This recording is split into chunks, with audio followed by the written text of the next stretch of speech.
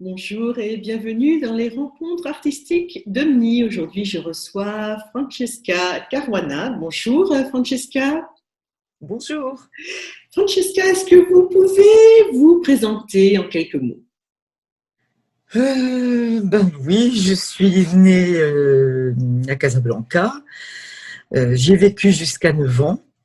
Et puis, j'ai d'un père maltais et d'une mère andalouse. Et ce n'est pas resté sans influence sur mon travail. Après, mes parents ont émigré en Provence. Et j'ai donc vécu par petites périodes comme ça, de 9 ans, 10 ans. Donc, on était dans la région d'Avignon. Et en fait, j'ai à partir de là ressenti un très grand déracinement, une très grande solitude dans l'enfance. Et à partir de là, donc, j'ai orienté, ou disons, mon désir s'est orienté vers la créativité. Ça m'apaisait, c'était une espèce de refuge depuis toujours, quoi. Ça a été un refuge, que ce soit des dessins, des petites poésies écrites sur les côtés, enfin des bouts de papier. Il fallait que je fasse quelque chose. Voilà. Ça a démarré comme ça. Alors, vous avez vécu également en Nouvelle-Calédonie, je crois. Alors, vécu, pas exactement. Disons que à une période de ma vie, j'ai voulu être confrontée à une autre culture et j'avais un ami qui, à ce moment-là, m'avait averti depuis pas mal de temps de la création d'un centre d'art. C'était donc la création du centre Djibaou, Jean-Marie Djibaou. Et j'ai eu des raisons très fortes qui m'ont poussée à aller là-bas, et particulièrement le fait qu'on y parlait français et que c'était donc une découverte où je n'aurais pas les difficultés d'idiome, de dialecte, de choses comme ça. Et donc voilà. Et ça a été extraordinaire. Et j'y suis allée 4 ans d'affilée, mais par courte période. Mais je préparais tellement mon voyage et j'avais une certaine connaissance de la culture kanak que ça a été extraordinaire. Et je dois dire que j'ai toujours encore dans mon travail les traces de ce que j'ai découvert. Ça m'a beaucoup marqué, je dois dire. Oui, je crois que vous avez été beaucoup marqué par les masques, par les bijoux kanak. Donc, est-ce que vous Alors, pouvez nous parler de votre travail artistique? Je sais que la couleur chez vous précède le dessin. Donc, vous travaillez un petit oui, peu à l'envers, hein. c'est ça. C'est ça. Euh, En fait, dans toute la formation, c'est-à-dire les beaux-arts et tout ce que j'ai pu faire à droite et à gauche, on nous apprend toujours, évidemment, la forme académique, c'est-à-dire que on dessine et on remplit de couleurs d'une certaine façon. On fait un croquis, puis ensuite on bâtit la couleur en fonction de ce croquis. Mais en fait, l'architecture y est précède, puisque le dessin est comme une architecture. En fait, je ne sais pas comment, peut-être la nécessité de la gestualité d'abord. J'ai toujours posé la couleur avant et le dessin est venu structurer. Et ça a toujours été comme ça dans mon travail, sauf une période où sortir des beaux-arts, où là, alors, il n'y avait plus de structure, je dessinais directement, je peignais peu d'ailleurs en sortant des beaux-arts, parce que j'avais passé un diplôme de gravure. Bon, et, et lorsque je suis rentrée vraiment dans un travail, on va dire peut-être plus adulte, là, j'avais commencé à faire des structures qui étaient des grilles, et dans chaque grille, je développais. Donc là, on pourrait dire que le dessin, de façon classique, précédait la peinture. Ça a été une très courte période, et c'est la seule. Et après, ça a toujours été d'abord la gestualité colorée, et ensuite un retraçage par-dessus, qui soit d'ailleurs au dessin, au fusain ou à la peinture, enfin au tracé, disons. Voilà, le tracé était une deuxième instance, on va dire, dans le travail. Il est toujours une deuxième instance. Alors, que pensez-vous du concept d'objet média non identifié? Oh, j'ai trouvé ça génial. J'ai trouvé ça génial parce que, alors pour moi, au départ, évidemment, le M était une énigme. Mais objet média, alors là, c'est formidable. C'est formidable et je trouve que, enfin, moi en tout cas, je m'y retrouve d'une façon multiple. Le M de multiple, le M des moyens de travailler parce que je change tout le temps de support. Et j'adore ça. J'adore changer de support. Le support est très, très euh, connotatif, suggestif, productif pour moi.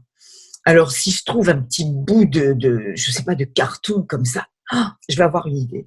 Je trouve un matériau, je sais pas, un bois abandonné, pas plus tard que dimanche. Bon, de notre région, c'est très facile ici puisque j'habite près de la mer.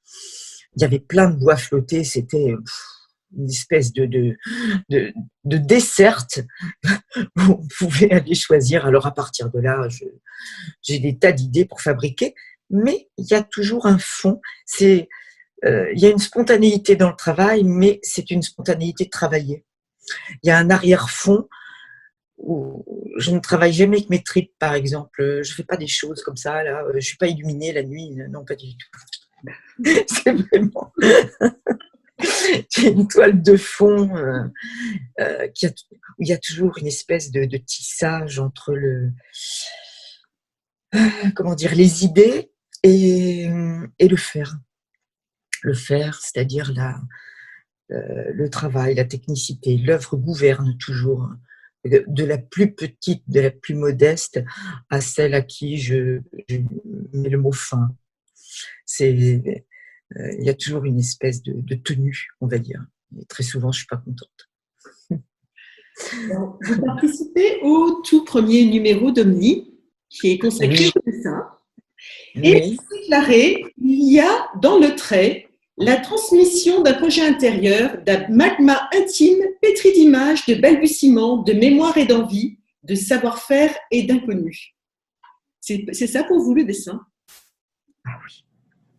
Ah, ça, c'est extraordinaire enfin, c'est pas ce que je dis qui est extraordinaire. Ce qu'il y a d'extraordinaire, c'est que j'ai lu récemment une interview de Pascal Quignard. Alors, je ne sais pas si je peux le dire, mais réalisée par Jacques Henrique. C'est extraordinaire la manière dont il restitue ce que je peux ressentir dans mon coin. C'est une manière d'exprimer, il parle de motricité. Et je trouve ça extraordinaire car c'est exactement ça. Le trait est moteur. Et c'est fou parce que dans la culture classique, on parlait de disegno. Et en italien, il disegno, c'est le dessin, le tracé bien sûr, mais aussi le projet, l'idée. EIN. Voilà. Et cette formulation est tellement juste, je trouve. Et on est tellement souvent en désaccord précisément entre l'idée sublimée qu'on peut avoir et puis ce que l'on arrive à faire, que là, justement, cette collusion dans le dessin, elle montre vraiment tout ce qu'on peut ressentir, tout ce qu'on peut concentrer, tout ce qu'on peut figer en un même moment, un même instant, mais qui est un instant un peu intemporel, quoi. Il y a tout ce qu'il y a derrière, il y a tout ce qui est agglutiné, tout l'agglomérat qui nous permet de créer, qui est là à disposition, quoi. Alors, vous avez accepté d'illustrer un cahier d'Omni, donc la couverture d'un cahier d'Omni. Pourquoi déjà avoir accepté de le faire? Oh, ben de toute façon, je dis toujours oui à Marie-Laure. Je trouve qu'elle a... difficile de lui dire non. Ah oui, elle a des idées formidables et une pulsion de vie qui est communicative. Et je sais qu'il y a toujours quelque chose à faire. Et puis c'est une comment dire, ça fonctionne un petit peu comme un matériau pour moi. C'est-à-dire chaque fois, c'est un matériau nouveau. Donc je vais explorer, je vais voir. Alors voilà, vous avez réalisé ce dessin pour la couverture d'Omni qui s'intitule La Vague. Est-ce que vous pouvez... Je viens de le découvrir. Je viens de découvrir l'Omni à l'instant, elle me l'a envoyé. Oui. Alors, pouvez-vous nous en parler? Ben, en fait, quand j'ai répondu, j'ai fait une série de dessins dont je n'étais pas contente. J'ai envoyé des peintures dont je n'étais pas contente du tout. Et comme toujours, au dernier moment, j'ai trouvé cette chose, bon, qui est inédite, et j'ai dit, mais ça, je pense que ça va aller, et c'est ce qu'elle a choisi. Et j'étais vraiment en concordance. Alors, bon, ça s'appelle la vague, cette petite chose, mais il faut dire que la vague, c'est aussi toujours quelque chose qui me tracasse. Je suis toujours très tracassée par l'eau, par une forme de l'environnement. J'ai été enfin à 2 reprises, artiste invitée du Congrès mondial de l'eau. C'est des choses qui m'intéressent depuis très longtemps. Je fais un petit peu de plongée, mais c'est pas, euh, c'est l'eau comme fluide, en fait. Comme, je crois aussi que c'est le marquage de la continuité pour moi. Il y a très très longtemps, c'était en 93, j'avais fait, je sais plus, 91, j'en sais rien. J'avais créé tout un spectacle à l'époque, c'était très innovant parce que on n'utilisait justement pas les multimédias, et j'avais fait un spectacle de peinture où j'avais tout mélangé. Et à l'époque, on avait juste des enregistrements avec un matériel photographique, puis le son, tout ça était séparé. Alors, grâce à un ami qui est preneur de son à Radio France et qui était passionné, qui avait une quantité de matériel chez lui, il a réussi à mettre des images, des photographies sur bande vidéo. Ces photographies ont été ensuite animées donc par la bande vidéo. Avec des synthétiseurs, j'ai rentré des sons d'eau que j'ai enregistrés pendant 3 ou 4 mois, mais ça allait de l'orage à la goutte d'eau, et ça avait démarré par la goutte d'eau qui tombait dans mon atelier. Elle faisait du bruit, ça m'agaçait. Je me disais, mais d'où vient cette eau? Et je dis, cette eau, elle vient bien de quelque part. C'est une unité qui arrive dans mon atelier, là, comme ça, qui me rappelle à l'ordre, mais parce que c'est mon diluant, l'eau. Je peins à l'acrylique. Et donc, j'ai tout le temps l'eau avec moi. Et c'est le fluide le plus merveilleux qui soit. Et donc, je suis allée faire tous ces enregistrements. Et avec ces enregistrements, on a mis ce son dans un analyseur. Et ensuite, je le jouais comme d'un instrument. Moi qui n'ai aucune connaissance musicale, mais qui adore les percussions ou la guimbarde, c'est le seul instrument dont je joue, eh bien, toutes ces petites analyses là de sons étaient jouées. Alors je disais, ben là, je vais utiliser le son de l'orage, par exemple, en son de tambour, ou bien l'eau qui coule dans mon atelier ou dans la baignoire, je vais l'utiliser avec un son de trompette ou de piano. Voilà, c'était incroyable. Et on a fait ce spectacle avec des peintures qui étaient sur scène, avec de la lumière noire. Il y avait des hauts et tout était sur le son haut et l'onomatopée. Donc, il y avait des enregistrements où je cocotais en faisant oh, oh, oh, oh, oh, oh, oh, comme ça, enfin, toutes sortes d'analyses sonores. Et ce truc-là, ça s'est monté. On a travaillé comme des fous pour faire ça. Et je l'avais appelé foule, comme la foule, tiré, eau, comme l'eau, et up. Mais quand on le dit rapidement en anglais, c'est rempli, quoi, full up. Et ça avait quelque chose à voir avec le contenant, avec tout ça. Mais ça avait quelque chose à voir aussi avec le langage. Parce que le langage, c'était tous les sons, mais c'était aussi toutes les incidences graphiques. Et on peut dessiner aussi dans l'espace avec le son. Toutes les onomatopées avec les exclamations « oh »,« oh », c'est-à-dire entre un son d'admiration et un son d'interrogation, la prosodie fait qu'on a un graphisme différent, et tout ça avec la gestualité. Enfin, voilà. C'est un peu long peut-être, mais c'était voilà. En même temps, média pour moi, ça touche, voilà, cette pluralité. Oui, différents domaines, tout à fait. Oui. Vous êtes maître de conférence à l'université de Perpignan. Vous enseignez la sémiotique de l'art. Donc, pour vous, l'art est un langage non linguistique. Omni considère la parole des artistes comme un patrimoine et donc place le langage au même niveau, le langage linguistique pour le coup, au même niveau que l'art. Qu'en pensez-vous?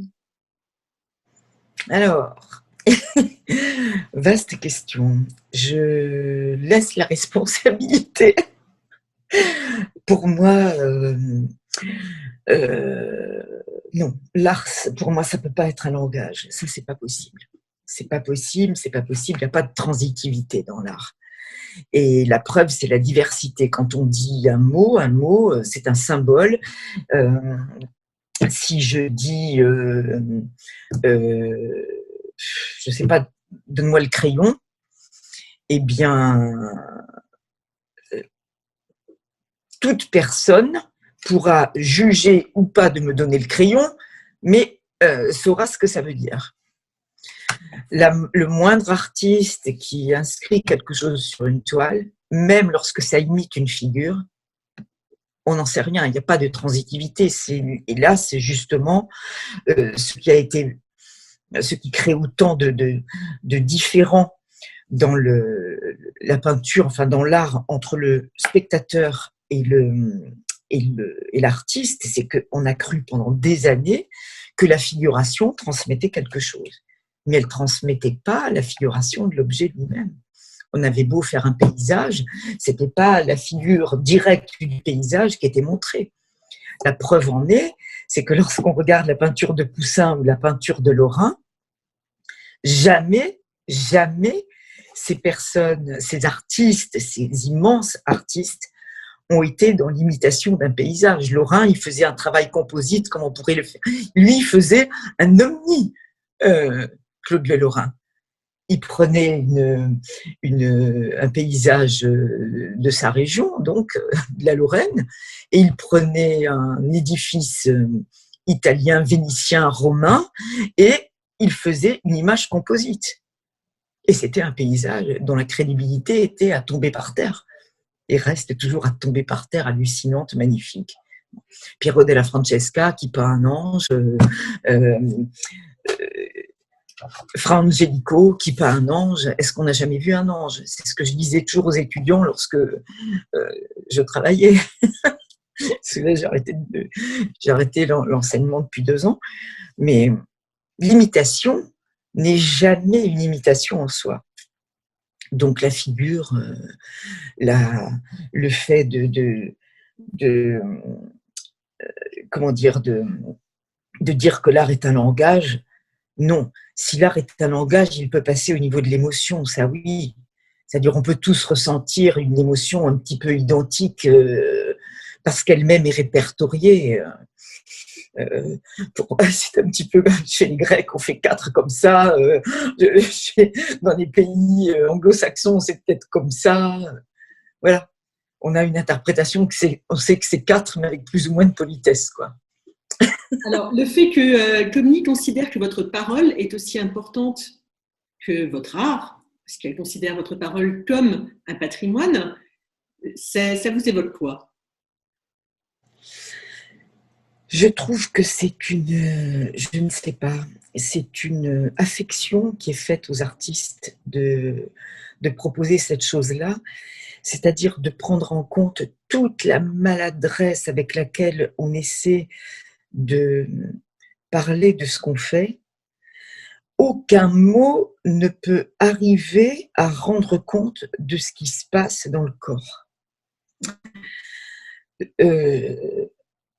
On peut qualifier, ou alors ce sont des chapelets entiers d'adjectifs, de qualificatifs, pour arriver à caractériser ce qui se passe. On a une difficulté extrême, en tout cas personnellement. Je ne sais pas comment on peut arriver à exprimer avec précision et scientificité ou disons rigueur quelque chose qui se passe quand je vois une pierre dans le caniveau avec de l'eau qui court dessus. J'ai une espèce de pulsion, entre guillemets,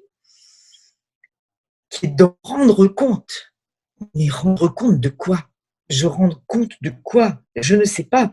De la brillance de l'eau qui passe sur l'eau et que moi dont je vais rendre compte avec un trait comme ça, avec un geste, avec une tache comme ça qui va passer dessus, sachant que je vais maîtriser ce trait avec l'habitude, ou bien sachant que je vais faire cette tâche avec la rigueur du périmètre que m'impose la page. Je ne peux pas perdre de vue que je vais, si par exemple sous la main j'ai un format raisin, je ne vais pas imaginer la tâche qui est tout l'espace de tout l'univers. Je vais réduire ce que j'ai ressenti à l'espace de la surface que j'ai à disposition. Si je veux évoquer la transparence qui m'a émue, je vais peut-être, je sais pas comment, quand on est obligé de qualifier pour pouvoir en parler avec des mots qui sont toujours très imprécis par rapport à l'intensité de ce qui a été le moteur, comme dit, la motricité. Peut-être que je trahis complètement la pensée de Pascal. Le traducteur est un traître et le fait, voilà, on ne peut jamais rendre totalement compte de ces émotions. Oui. C'est ça. Et l'émotion, même si on a un certain cadre pour travailler, je disais tout à l'heure, bon, je ne m'aime pas avec mes tripes, mais comme tout le monde, bien sûr qu'il y a quelque chose. Au départ, il y a cette... Mais après, je veux dire, je ne justifierai jamais un travail par le sentiment, quoi, en disant ah ben c'est ce que j'ai pensé, c'est parce que je sais pas, je suis très triste en ce moment alors que je fais ça. Je peux pas justifier par un discours d'uniforme, je pourrais jamais. Je peux pas. Je ne peux pas. Voilà, c'est comme si j'enfilais des galons en disant moi je suis complètement cinglée, donc pendant la nuit il m'arrive des trucs comme ça. Ces justificatifs ou ces justifications-là, je me sens étrangère. Voilà. Après, je peux le laisser. Il y a des gens pour qui c'est vrai, des artistes pour qui c'est vrai, tant mieux. Je ne sais pas. Je ne vais pas mettre ça en doute. Hein. Mais ce que je veux dire, c'est que je me défends de ça. Peut-être parce que ça me fait très peur, parce que c'est un précipice. Je ne sais pas. J'ai une espèce de... Presque... Parce que peut-être aussi les mots vous enferment. Mais quels mots? Moi, je ne suis pas enfermée par les mots, au contraire, je trouve ça libérateur au possible. Libérateur. Écrire un... Alors là,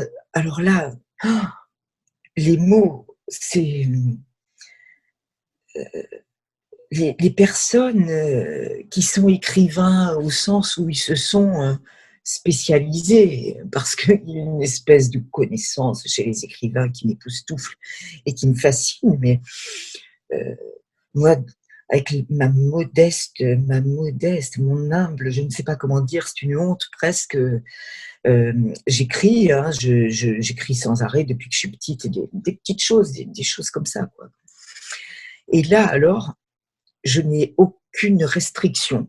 Comme je ne sais pas quel est mon domaine, quel est le domaine, pardon. Alors, quand j'écris, alors c'est libérateur, oui. J'écris comme ça. Je n'ai pas d'exigence avec l'écriture, quoi. Oui, bien sûr, je reviens de temps en temps, mais c'est pour que ça chante mieux, pour que ce soit plus joli pour ma petite oreille. Mais c'est tout. Alors que, je ne sais pas, quand je prends un pinceau, quand je prends un crayon, je trouve qu'il y a une force là. Je suis obligée de me confronter. Et je sais pas, c'est idiot, mais c'est comme ça que je le vis. Merci beaucoup, Francesca. Merci à vous.